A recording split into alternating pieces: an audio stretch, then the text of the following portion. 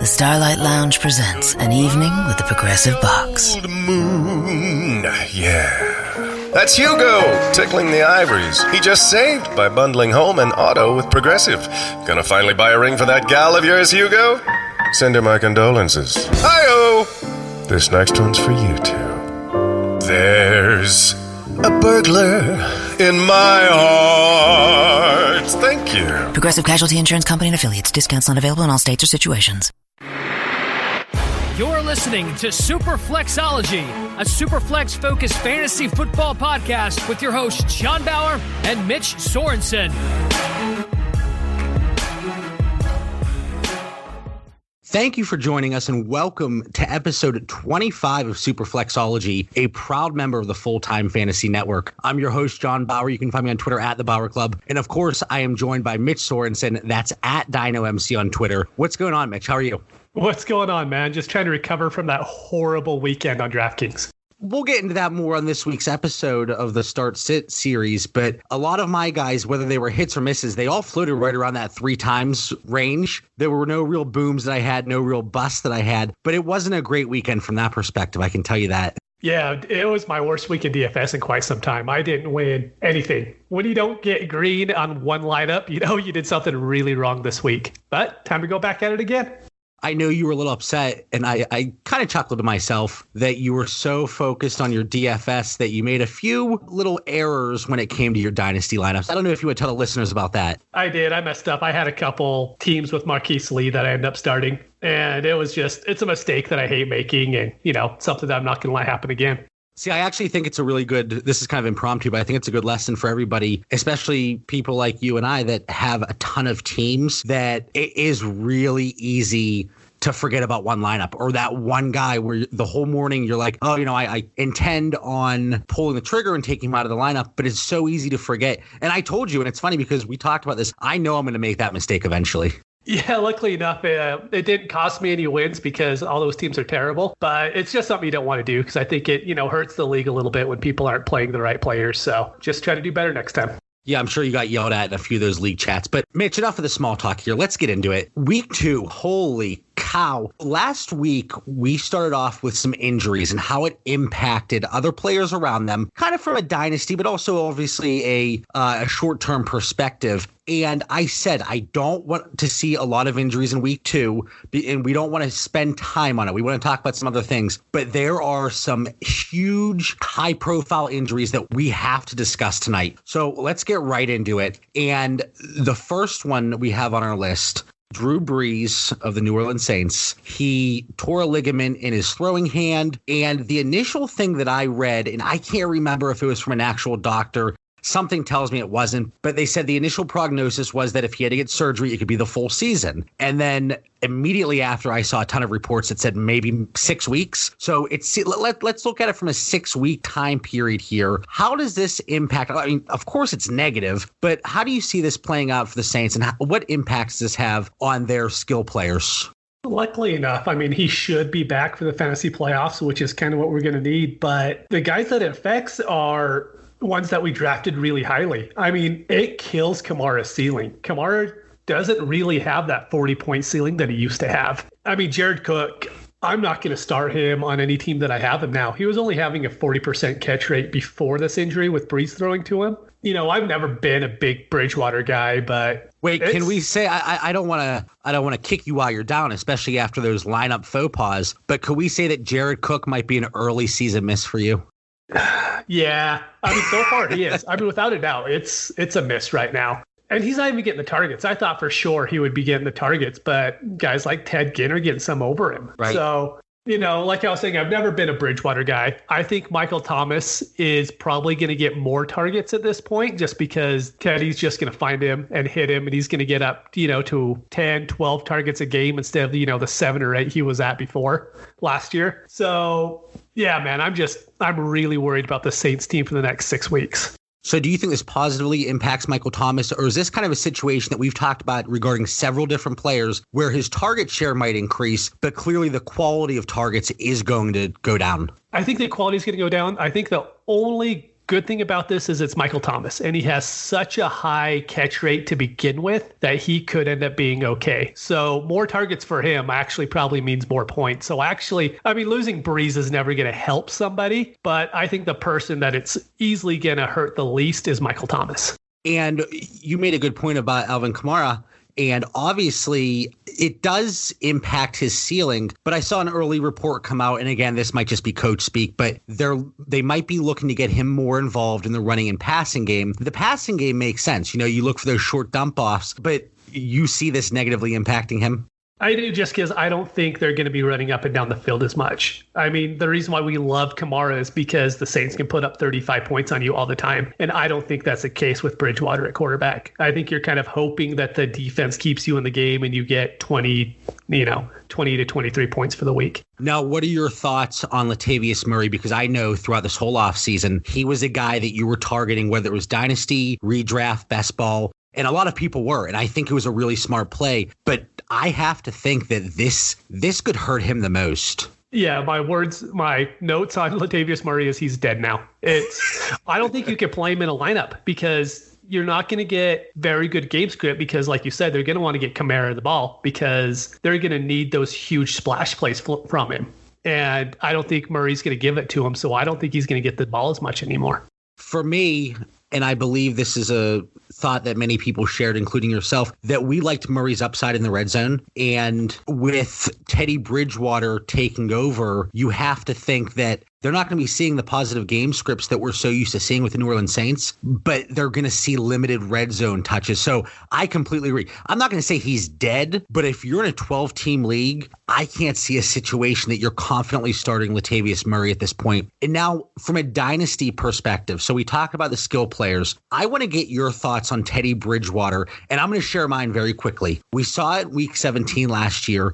And yes, it was week 17, so you really can't take that. You have to take that with a grain of salt. But then we saw it whenever he came in for Drew Brees in week 2. He hasn't shown a lot. I think prior to him seeing action in week 17 last year, there was the thought by many dynasty fantasy players that he was going to be the heir to the throne in New Orleans. Is there any worry in your mind that maybe he's not the guy, and maybe the fact that we have seen him, it's kind of negatively impacted him from a dynasty perspective, even though we are going to see him over the next 6 weeks?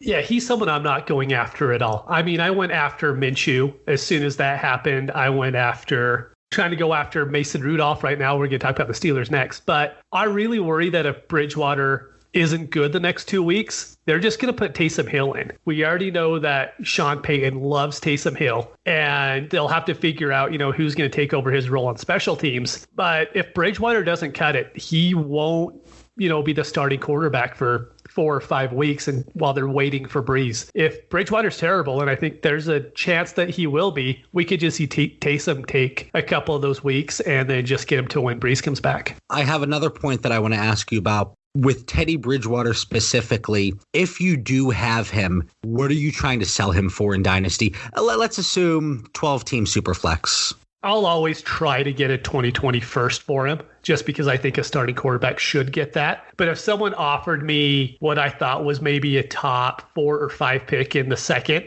I would probably take that as well. I definitely think that's fair. And before we saw him, and this was early in the offseason, it was whenever he had potentially he was going to go to Miami, and then obviously that didn't pan out. But I paid a 2021 first, and it was a 14-team league. So I would say value-wise, that's pretty much on par with what you just said, a top 15, 16 pick in a 12-team Superflex league. So if I could get that return now, I would absolutely pull the trigger, because I do have a worry that he is not the long-term answer based on what we've seen. Limited sample size in New Orleans, obviously, but I don't think he's the guy moving forward. I've seen speculation when it came to the Pittsburgh Steelers, and that's going to be the next team we're going to talk about. But before we get there, what do you think? And this kind of came up in a league chat earlier today. Would it be crazy to see the Saints make a move for Case Keenum when we know that the Redskins aren't going anywhere and they might pull the trigger and get Dwayne Haskins in there sooner rather than later? Or even maybe the Dolphins with Fitzpatrick, because we know they're trying to dump assets. I see. I don't.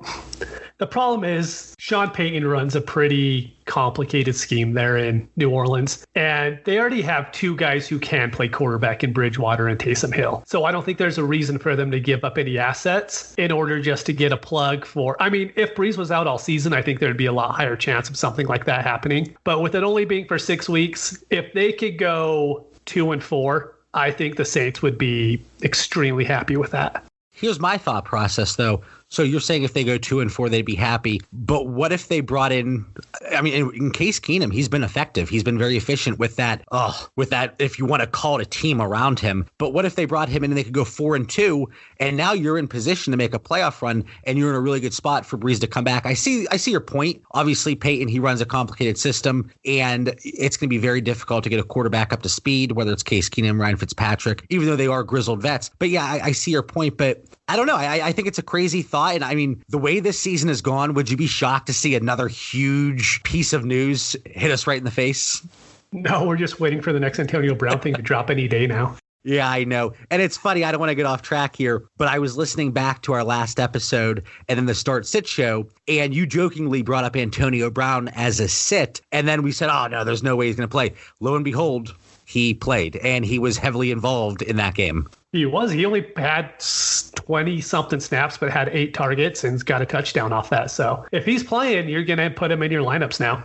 Yeah, that was a mistake that I made. Even though the guys that I put in over him, it wasn't a huge discrepancy. But again, we're kind of getting sidetracked here. But let's go to, and this is kind of a good segue, Antonio Brown's, well, one of his former teams now, the Pittsburgh Steelers. We found out earlier today that Ben Roethlisberger, due to the elbow injury, he is going to miss the entire season. As a Pittsburgh Steelers fan, I just kind of shrugged. I have very low hopes for the Steelers at this point. Prior to the season, I am on record as saying that they were going to go 10-6, get into the playoffs, lose in the wild card. To steal a quote, playoffs, there's absolutely no way at this point. So with Ben Roethlisberger missing the rest of the season, let's talk about Mason Rudolph first. What are your thoughts on him from a short and longer term perspective? See, he's someone I'm okay getting because he's going to be around for the whole year and start each game as long as he stays healthy. We've already heard that Roethlisberger is going to come back next year. But as long as Rudolph could come in and just play decent, we know he's going to be the future for the Steelers, even if it's in 2 or 3 years down the road. So he's someone that I'm completely okay going out and acquiring right now. What are you willing to pay for him in a 12-team Superflex league? It would depend on what my quarterbacks are at right now. But if I have one... Here, I'll throw a specific situation. Mm-hmm. Let's say, because you never want to leave a draft with just 2 quarterbacks. So let's say you felt really good. You had Andrew Luck, Baker Mayfield, and Ben Roethlisberger. Andrew Luck retired. Ben Roethlisberger, he's on the shelf. So let's say you're down to just Baker Mayfield in this situation. What are you willing to pay? If I felt good about my team, I'd give up my 2020 first for him. Okay. No, because if you don't make that trade, you have no chance of making the playoffs and having a chance for the championship. And I like money a lot more than I like draft picks. So I've learned that from you a little bit so far these last, couple months. And you need to stop playing in leagues with me, and you need to stop playing on DraftKings because you're going to have very little money left. Yeah, dude, you're definitely a bad influence there. Okay, so you're willing to pay a 2020 first if you're contending and if you're kind of just that one quarterback away. Whereas we talked about Teddy Bridgewater, and if he's not able to produce, I think there's going to be a short leash there. And that's primarily due to the fact that Sean Payton absolutely loves the Swiss Army knife, or whatever you want to call him, Taysom Hill. Rudolph is kind of the only show in town. So that's if you're buying Mason Rudolph. What if you're selling him? Is it the same thing? Initially you're trying to get a 2020 first? Yeah, right now I just reach out to the Ben owners and the Breeze owners and try them first. And then you could probably even go back to the Foles owner and try to get him to pay a 2020 first. And I would just go out that way. And I would even just sit. If I have him, I wouldn't just be like, well, I got to sell him because his price is really high. His price is going to be pretty good for the whole year, because he's going to be a starting quarterback in Superflex League. So he's going to hold a pretty good value by itself. So I wouldn't just go and immediately try to move him right now. And I hate to say it, but it's going to be a very negative game script from here on out for the Pittsburgh Steelers. And before we get into the skill position players here, I'm surprised you didn't take this time and go on another rant about leaving a draft with 3 quarterbacks, because I feel like this is the perfect opportunity with how many injuries we've seen. Dude, so there's actually a league. It's our Superflexology Listener League. I have Tom Brady, Ben Roethlisberger, and Nick Foles. So sometimes leaving with 3 does even help. Maybe I should have left with 4 or 5. But, I mean, it's really rough. But I want to talk about, so with the Steelers, we were pretty down on them these last 2 weeks, right? Yep. And I was going back, I was looking at the adjusted line yards that Football Outsiders puts out. They haven't adjusted them for week 2 yet, but after week 1, they were a bottom 5 team. And after seeing what Connor was doing on the ground again, I'm pretty sure they're going to continue to be a bottom 5 team. And losing Munchak, we talked about it over and over and over during the offseason, but that was a huge loss for them.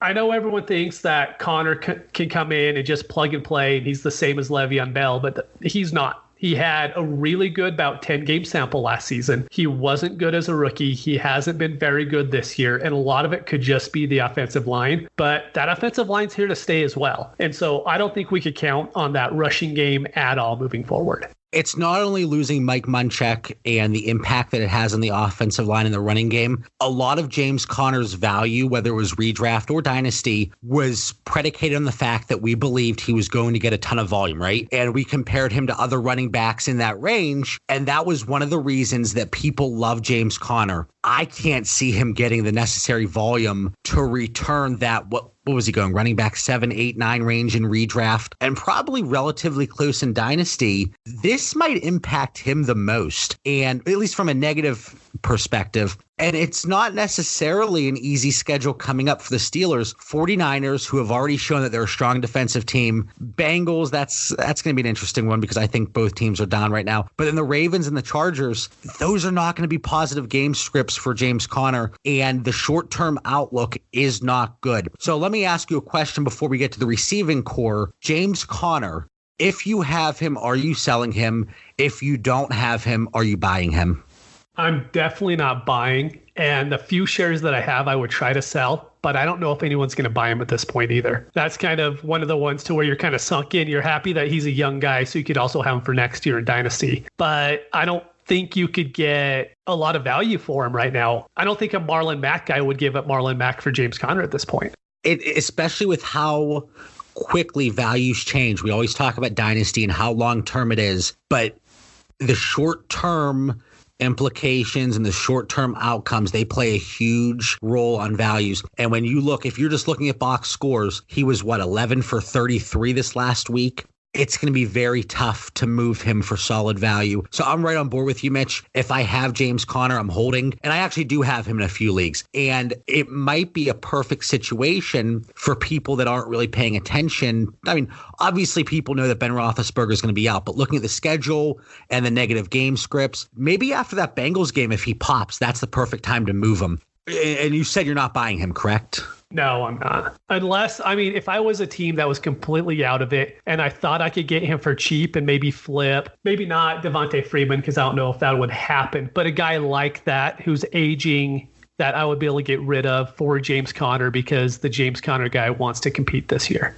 Now, we've talked about Mason Rudolph and we've talked about Ben, and you made the statement that word came out that, was it a quote from Ben saying that he signed a 3-year deal and he's going to play out that commitment? Is that what he said? There was something along those lines? Yeah, it was a press release and he came out and said, just like you said, that the Steelers, made that commitment to him and he completely plans on fulfilling that himself. So I think he's going to come back next year without a doubt now. Now, let me ask you a question, because this came up it came up in my office today. Everybody, they're NFL experts and they're Pittsburgh Steelers experts. And sometimes, it's tough to listen to, I'll be honest. But they talked about, Ben's career and if he was going to retire. So let's say he doesn't retire. He comes back next year. But let's say, and I think this is extremely realistic at this point, the Steelers go 3-13 or 4-12, and they're a very early pick. Obviously not as early as the Miami Dolphins, because there's no way that team wins a game. But let's say they're a top 5, 6, 7, 8 pick. a quarterback could be on their radar. Do you think there's any possibility that the Steelers do target a quarterback? And even though Ben is missing the rest of the season, would you possibly even try to sell him based on that worry? I think he's going to be the quarterback next year. And the reason why I don't think it's a huge chance of it happening is the Steelers have a lot of holes. Their linebackers aren't very good. I mean, you correct me if I'm wrong on this. You know it far better than I do. You could probably knock every position, and I'll agree with you. So go ahead. Yeah, exactly. I mean, pretty much everything but running back. I think James Conner is fine. They don't need DeAndre Swift to come in. You know what I mean? But every single other position, they need help. What would happen? You know, they have a top 7 pick. I would much rather them go get Jerry Jeudy, pair him with Juju, and then have Ben play, and then Ben has 2 super elite wide receivers again. I would much rather see that than have them draft a rookie quarterback. Yeah, there's a lot of possibilities, and it's going to be very interesting to keep an eye on this. And one thing, especially here in Pittsburgh with the local media and even the national media, we've seen in the past how quickly Ben will change his mind on things. So I think it was after the Jaguars game last year, 2 years ago, it's all blending together at this point, that he said, I'm thinking about retiring. And it's like, wait a minute. Last week you were saying that you're in the prime of your career. And then the week after he says he's retiring, he says, oh, no, I'm good now. So I don't know. I do have a slight concern, maybe more than people outside of the Pittsburgh market. But yeah, like I said, it's gonna be very interesting. So you're not buying Ben, correct? If you could buy him for super cheap in a super flex league. If he was super cheap, I would. I mean, if I could pick him up for 2022nd, would you do that? Probably, yeah, because he would be around next year. Okay, and then Rudolph, we talked about you're willing to spend a 2021st if you think you're contending and you're really a quarterback away. So that situation, Andrew Luck retired. You have Baker still, and then Ben got hurt. So we talked about the impact this has on James Conner. Now let's get to Juju and the secondary receivers. And, in this category, we'll throw Jalen Samuels in there as well. What are your thoughts on this receiving core as a whole? See, I think Juju's still going to be fine. He's still going to get enough targets. He probably doesn't have that top 5 ceiling that he had with Ben, but he's still going to be, I think, a wide receiver 1. But I think it kills the other wide receivers from Moncrief to Switzer. And I know I have to interject real quick. And I know I've been trying to work on not interrupting you. And as I called you out for maybe your early season Jared Cook miss, I am going to 100% own my take all offseason of Dante Moncrief. Granted, and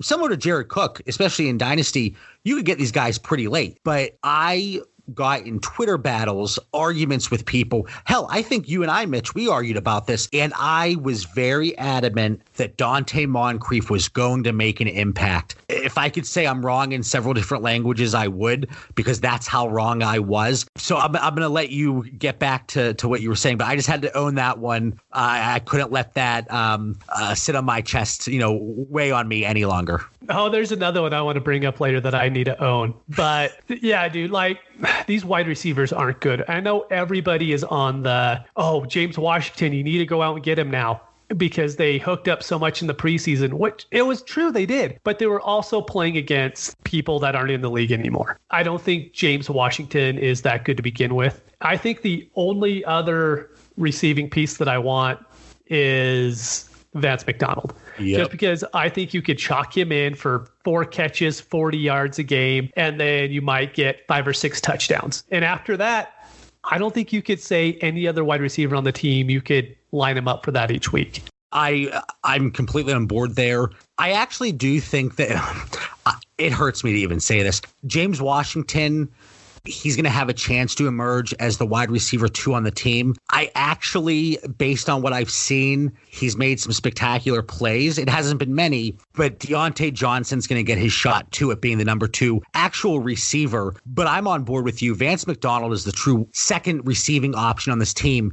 And even if Washington or Deontay Johnson really separates themselves and becomes the wide receiver 2, unless you're in a deeper league, a 14, 16 team league, or you're covering a lot of buys or you have injuries, you're never going to feel confident in starting those other receivers. So Juju, I agree with you. I think he takes a slight hit, still could be a wide receiver 1 when it's all said and done. James Conner, I would be shocked to see him finish as a top 15 back at this point. I think you're on board with that, right? Yeah, definitely. And then Vance, I was screaming during those 2 touchdowns that he had on Sunday. I just kept screaming the Vance dance, and my family thought I was crazy. But secondary receivers, are you buying any of them if you can get them relatively cheap? I know that you did try to buy Deontay Johnson in some of our co-owned leagues. I did, yeah. He's someone that I like because that first game, they were throwing him fades in the end zone. He's like 5'10". When you see that happening, you know the coaching staff is drawing up plays specifically for him. But, I mean, I would get him now if they're cheap, but he would be the only one that I'd be willing to buy because I'm not going to pay the inflated price for James Washington right now. And it's going to be tough to buy them right now, too, because of the performance that we've seen from Dante Moncrief, and that perceived value is going to rise. I guarantee you, if you go to an owner right now that has Deontay Johnson, especially James Washington, that price is going to rise. Whether it should or shouldn't, that's a different issue. But the perceived value, especially with that Mason Rudolph to James Washington connection, the rapport they have, the connection to Oklahoma State. You mentioned, Mitch, the preseason hype that was building with their connection. It's going to be really tough to buy him for a reasonable price. And they're people that I'm not trying to acquire. Jalen Samuels, any value change for him from what you thought previously? Connor's coming back, right? They said his injury isn't that bad. Yeah, so right? So it's funny because obviously we're running through some injuries, and Ben's injury obviously overshadowed James Conner, but he did leave the game early and had the knee injury, but they did come out and say that they don't believe it's serious.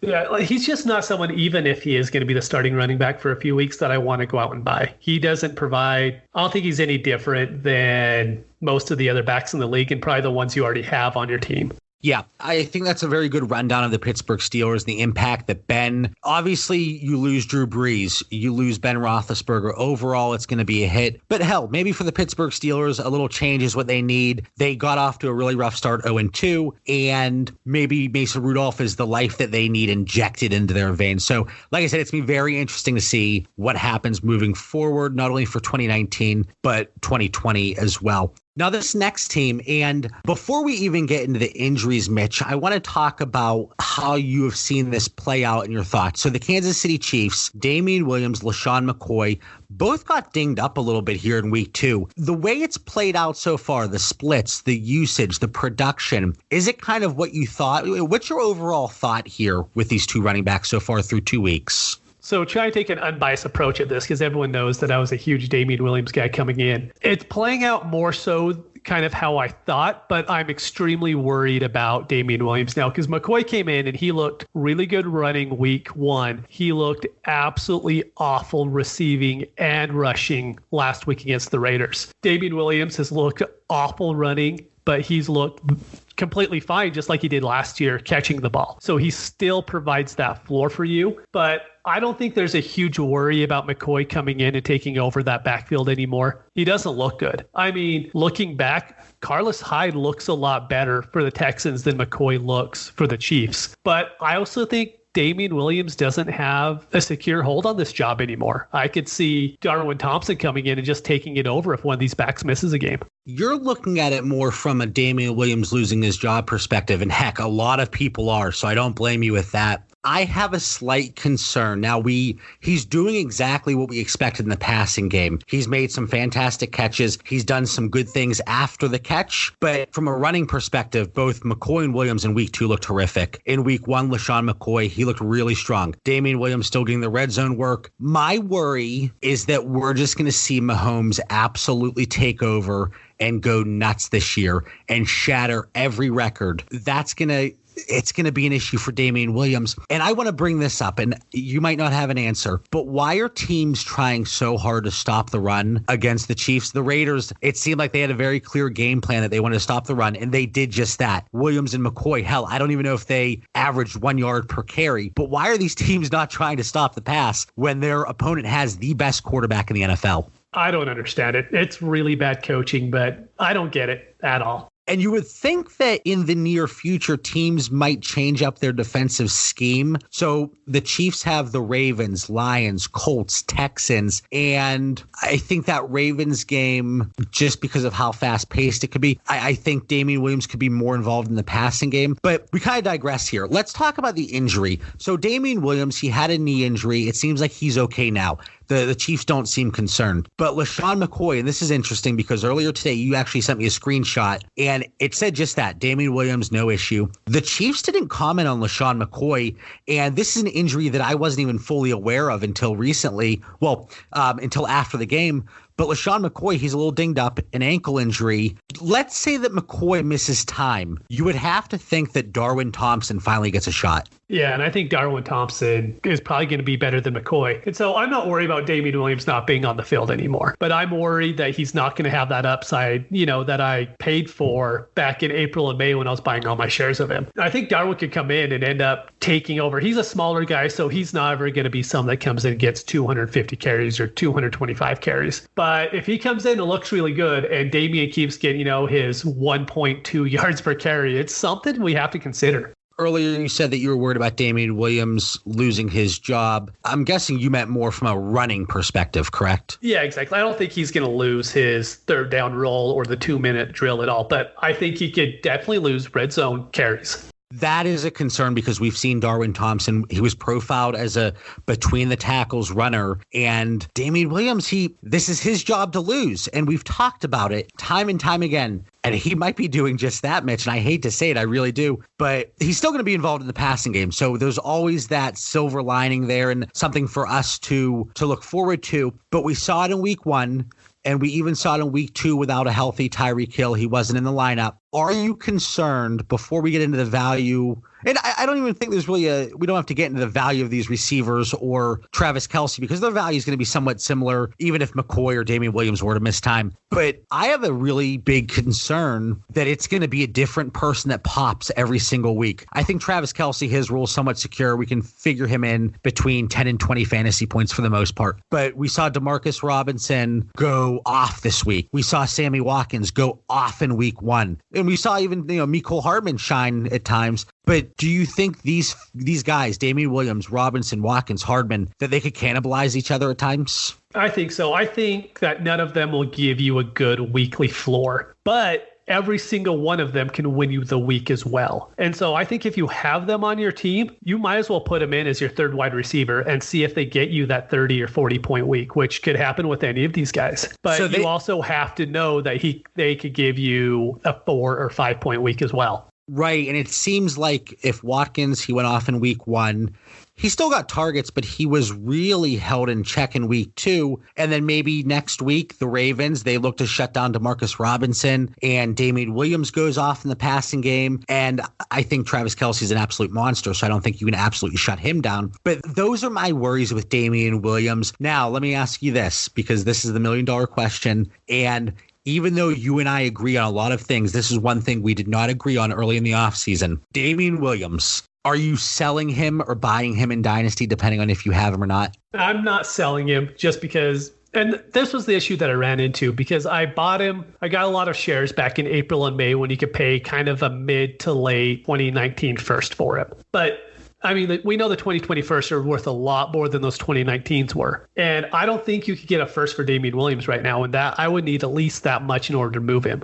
So I would rather just keep him on my team and get, that 10 to 15 points each week than trade him off to someone else. I would be very surprised, honestly, if people were willing to part with a 2022nd if they thought it would be early. There really is no market for Damian Williams right now. If I were contending, no, I can't even say that. I mean, we did actually just buy him in a co-own league. It was prior to last week's game, and it was Latavius Murray and Will Fuller, I believe. Is that correct? Yep, that's right. And I feel comfortable with that. Because I'm going to be honest, that's a team that we're very confident in, and Damian Williams was one piece that I think could really help that team. But at this point moving forward, I don't know if I'd be willing to buy him just because you're going to be stuck with him. And eventually that that value, though it's going to drop out here. So it's going to be another interesting situation to monitor. Damian Williams, LaShawn McCoy. If McCoy misses time, Darwin Thompson is finally going to get his chance. And if teams start actually defending the pass, maybe things will open up for Damian Williams and LaShawn McCoy from a running perspective. But if teams game plan it like the Raiders did, it's going to be a long season for those two.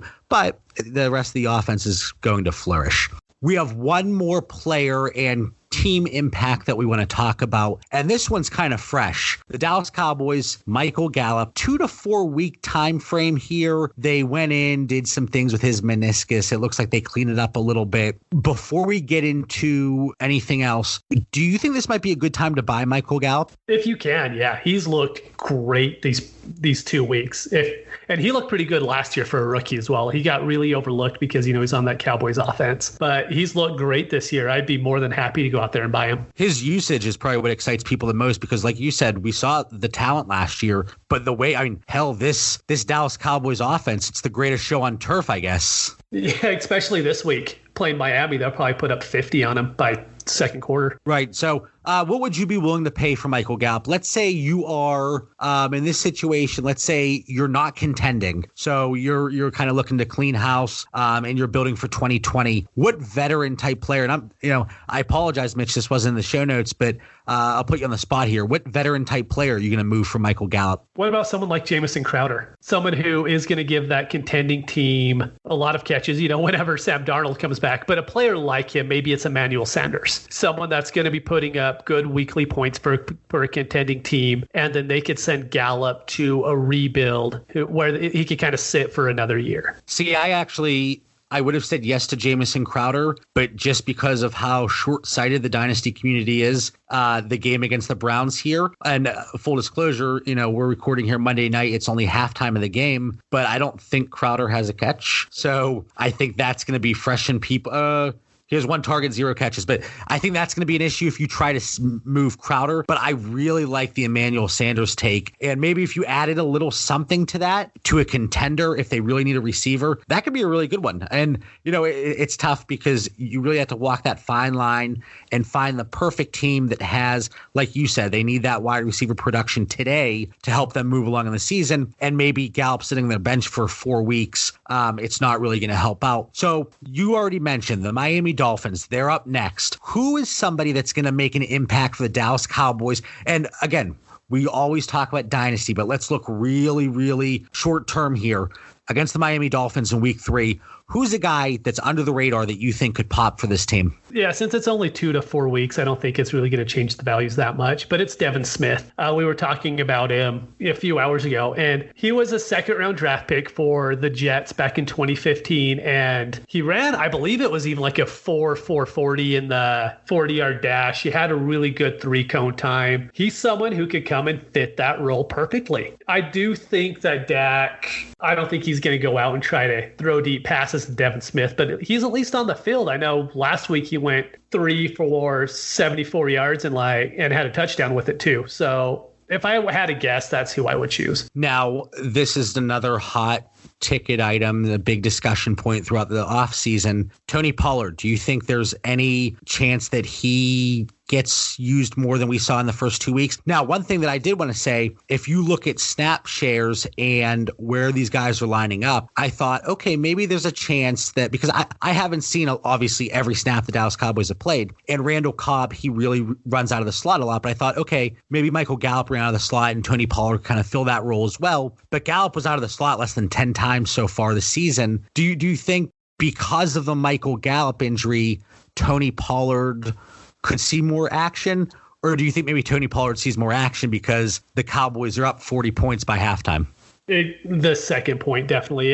They're going to be up. I don't think we could put any stock in Miami keeping a game close now until we see it. And if you have Pollard, you can think about him as a flex play this week because he's going to get work. They're not going to run Zeke into the ground against Miami. And I don't think Pollard's usage is going to go up at all based on Gallup being hurt. And so I think you have one more week to where you could use Tony Pollard. And after that, he's probably going to be on the waivers. I don't want to take an early season victory lap, but I know many people thought that he was going to be fantasy relevant even with Ezekiel Elliott getting such an extensive workload. I don't know. Again, I don't want to take the early season victory lap, but I'm going to start taking a slight jog. Not quite a full sprint yet, and maybe this is a guy that we talk about during our Start Sit show in DraftKings, in DFS. Is Devin Smith a guy that you might fire up? I haven't seen his price yet. Not yet. So after last week, I decided to go back and start looking at the guys that I want. And I targeted people that just didn't project for a lot of targets. I was trying to get the high upside, and it was a huge mistake. So this week, I'm going to go for the higher target guys and just go from there. Okay. All right. So again, not really dynasty value changes. The only situation, and Mitch, I think there was a great point, maybe like an aging veteran that can give you production now if a team is looking to make a push and they need that wide receiver spot covered. Most likely, though, we're not going to see many trades involving Michael Gallup, so temper your expectations and being able to buy him if you're a rebuilding team. Before we wrap things up, 2 quick segments we want to run through, and one is the same thing we did last week. So as opposed to buying low, it's players that you think the trend continues and you're willing to buy a little bit higher than the current market value. And Mitch, you had 2 guys that you wanted to touch on real quick. I did. One of them's your guy. It's John Brown. He just fits what Josh Allen does perfectly. He's already had 18 targets on the year, and they haven't been in a negative game script at all. They've actually been leading in both of their games. And with John Brown he's 9th in air yards in the league so far. And he has a 27% market share, almost 200 yards receiving over both games. He just fits what Josh Allen does so well that I'm willing to go out and acquire him now. And he's also someone that I don't think the owners are going to have a hard time selling just because it's John Brown. He plays for Buffalo. They know they play 2 pretty weak teams. And I think he's someone that's actually acquirable. And again, roster construction is so important when determining the values and, the trade values for specific players. But if John Brown is on a team that is not competing in your league, he really is somebody that you can acquire. And I'm looking at numbers right now. He went 25 fantasy points in PPR in week 1, 14 in week 2. He is 1 touchdown away.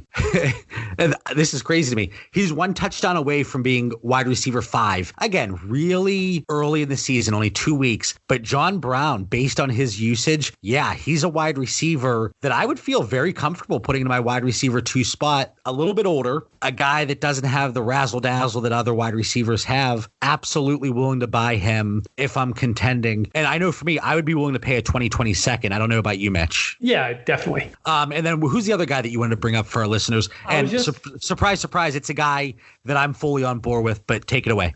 Right. It's just Royce Freeman. And kind of because that offense has played out exactly like we thought it would. The defense is keeping them in games. So both Royce and Lindsey are getting work. And they're splitting touches. Royce is averaging about 13.5 touches a game and 82 yards. And I think it's just going to be the same throughout the year. But the big difference between Lindsey and Royce is you could get Royce for a little bit cheaper. And if I could get a cheaper running back who's getting the same amount of work as the starting running back is, and Royce is someone that I was pretty high on coming out the draft last year too. So that always helps. But they're splitting red zone work. Lindsey, had the injury thing happen last year. And so if I could get Royce at just a little bit of a discount from Lindsey, especially when people are down on the Broncos right now and everyone's making fun of Joe Flacco, Royce is someone I want to go out and buy. My only concern is I'm completely on board with that take and that thought process. But if somebody has Royce Freeman on their team, the asking price is still going to probably be similar to what somebody would want for Phillip Lindsay. So while you would like to think that Royce Freeman would be a little bit cheaper, and there's this, I have Royce Freeman and Phillip Lindsay on one of my rosters. I would let Phillip Lindsay go for less than Royce Freeman, I think. Obviously, it's easier to say that now that we're just talking and we're not negotiating. If you hit me up, maybe I'll be whistling a different tune. But Mike Munchak, Mitch, you've been screaming his praises all off season. Royce Freeman's actually looked pretty good. And that offense, we thought that Royce was going to be a beneficiary.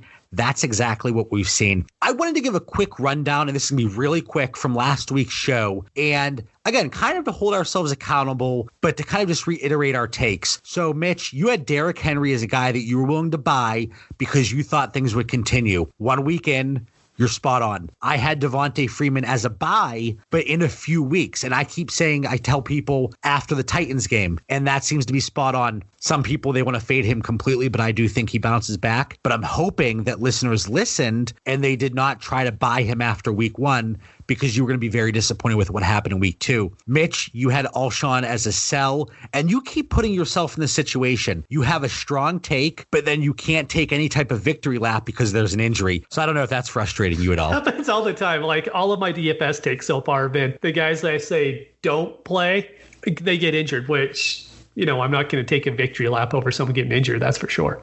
But at what point do we call it the superflexology curse? Because we've talked about that in the past. Or are we just going to keep chalking it up to a coincidence? We can only say it's a coincidence for so long, I think.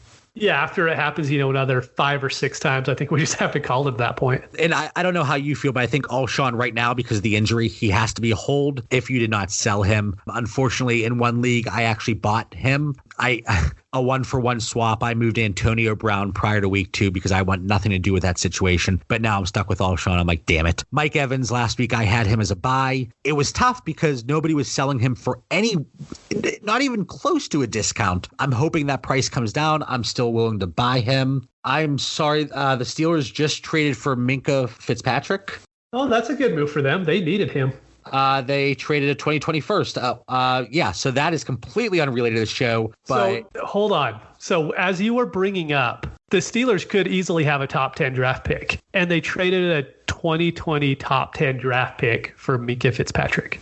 So now, well, here, okay, let's talk about this. And, you know, who cares if we're getting kind of sidetracked here? And I apologize for throwing a wrench into the show notes. You improve the defense, presumably. Yeah. Definitely. As we just talked about James Conner and the impact it has on him and the negative game scripts, does one solid acquisition on defense, do you think that could swing things back the other way a little bit? I don't. My worry is the Steelers. And I mean, they know more about Mason Rudolph than any of us do. Maybe they believe that they're still going to be a contending team with Mason Rudolph. So they're thinking it's going to be a pick in the bottom 20s or a playoff pick. It's tough for a guy to come in and learn a defense and take over that way, but they need it. We brought it up previously, is they have no one to cover a slot wide receiver, and they're getting killed by slot wide receivers every single week. So if that's the one thing they need to shore up that defense, maybe it gives them a little bit of a higher chance, but I think that's a lot to pay for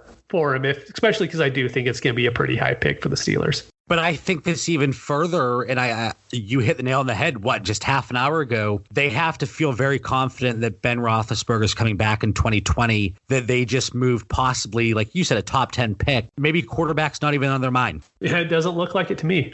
All right, so again, completely screwed up that last segment, but I just saw the alert on Sleeper, and here's a plug for Sleeper. If you don't have the app strictly for alerts, you're missing out. Go download it. Completely unrelated to the show, but it's a great app. The last guy that I thought was a buy, and I'm hoping you bought him before the Dolphins game. I said Sony Michel was going to pop. He had 21 carries, I think, and I'm hoping that continues here on out. I still don't think he's a buy, just to throw that out there. All right, well, there's 0 targets in like the 57 snaps or whatever that he's ran. I don't want a running back that is never going to catch the football. And that's crazy to me. And not the fact that you don't want a running back that's not going to catch the football, but the fact that they talked him up all offseason and he hasn't had one target yet. It's Jordan Howard. He's better than Jordan Howard, but it's pretty much exactly what happened with the Chicago Bears last year in Jordan Howard. They're like, oh, he's going to be out. He's going to be catching passes. We're lining him up all over the field. Heard the exact same thing about Sony Michel, and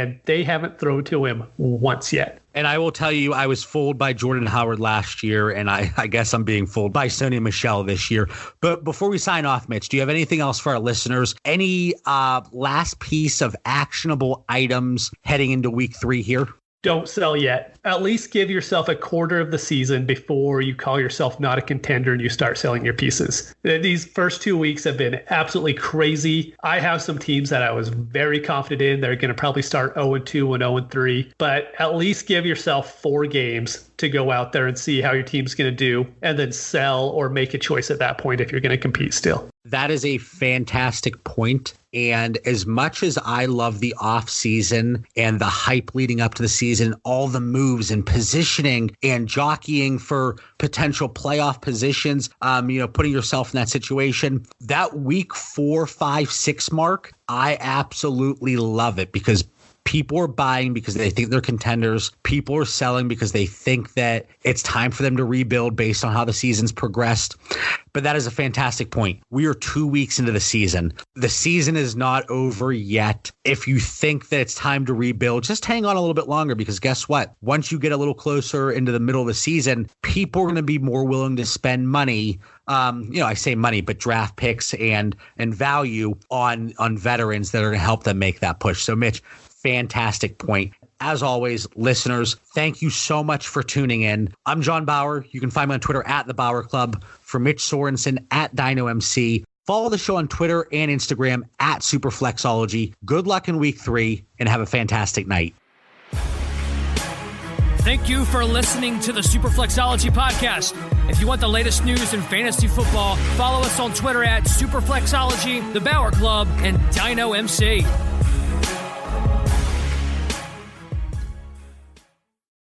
Today, the wait is over.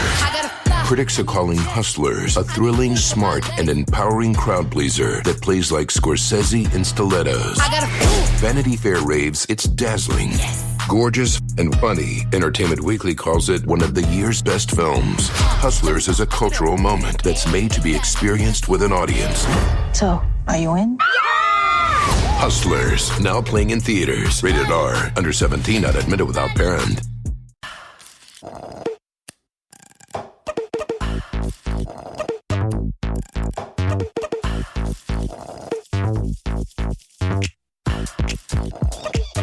Hear that? That's the sweet sound of Minute Maid slushies at McDonald's, turning up your summer with every sip, slurp, and ah. Get a small sweet peach, blue raspberry, or fruit punch slushie for just $2. Or get any size soft drink for $1. Price and participation may vary. Limited time only. Cannot be combined with combo meal.